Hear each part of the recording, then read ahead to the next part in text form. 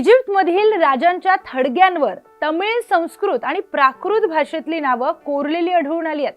होय, 2000 वर्षांपूर्वी भारतीय लोक हे इजिप्तमध्ये गेले होते आणि त्यांनी आपली नावं तिथल्या भिंतींवर लिहून ठेवली आहे. ही केवळ कल्पना नाही तर संशोधनातून पुरावा देखील समोर आलाय.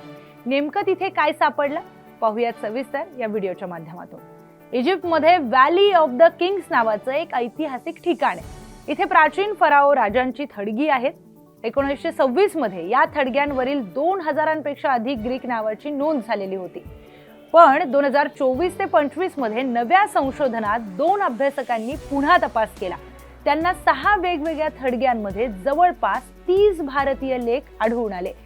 हे लेख तामिळ, ब्राह्मी, संस्कृत आणि प्राकृत भाषेमध्ये आहेत. हे इसवी सन 1 ते 3 शतकातील मानले जातात. याचा अर्थ काय तर त्या काळामध्ये भारत आणि रोमन साम्राज्य यांच्यामध्ये मोठ्या प्रमाणामध्ये व्यापार चालत होता. भारतातून मसाले, मोती, कापड, हस्तकला इत्यादी वस्तू इजिप्त मार्गे रोमन प्रदेशात जात होत्या. पण आतापर्यंत असं मानलं जात होतं की भारतीय व्यापारी फक्त बंदरापर्यंत मर्यादित होते. मात्र व्हॅली ऑफ द किंग्स हे ठिकाण बंदरावर नाहीये. हे नाईल नदीच्या खोऱ्यामध्ये लक्सर शहराजवळ आतल्या भागामध्ये.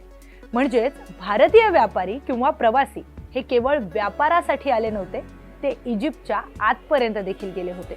ही कोरलेली नावं आपल्याला काय सांगतात?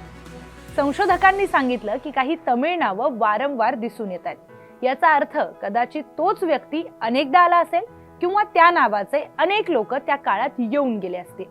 एका प्राकृत शिलालेखामध्ये एका राजदूताचा उल्लेख करण्यात आलाय, जो पश्चिम भारतातील एका राजघराण्याशी संबंधित असावा.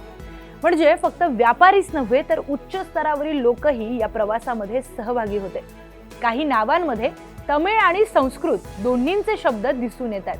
यावरून त्या काळातील व्यापारी समाज हा बहुभाषिक आणि सुशिक्षित होता असं देखील संशोधक सांगतात. पण हे सगळं इतकं महत्त्वाचं काय?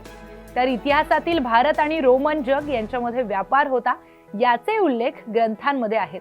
पण अशा प्रकारचे प्रत्यक्ष भिंतींवर कोरलेले पुरावे खूप कमी आहेत. या शोधामुळे आता स्पष्ट होत आहे की भारतीय लोक प्रत्यक्ष इजिप्तमध्ये गेले होते आणि त्यांनी परदेशामध्ये स्वतःची ओळख नोंदवली. ते साक्षर होते आणि जागतिक व्यापार जाळ्याचा भागही होते. हे फक्त वस्तूंचं आदान प्रदान नव्हतं, ही लोकांची, संस्कृतीची आणि भाषेची देवाणघेवाण होती. 2000 वर्षांपूर्वीच भारतीय महासागर हा जगाला जोडला गेला होता. तमिळ, संस्कृत आणि प्राकृत बोलणारे भारतीय इजिप्तपर्यंत पोहोचले होते आणि त्यांनी इतिहासाच्या भिंतीवर आपली नावं कायमची कोरून ठेवली. आज त्या भिंती आपल्याला सांगतात की भारतीयांचा जागतिक संपर्क हा नवा नाहीये, तो हजारो वर्षांपूर्वीचा आहे. तर ही सगळी माहिती भारताचा गौरवशाली इतिहास आपल्याला पुन्हा सांगतेय. आपल्याला याबद्दल काय वाटतं? आपलं मत कमेंटमध्ये नक्की सांगा.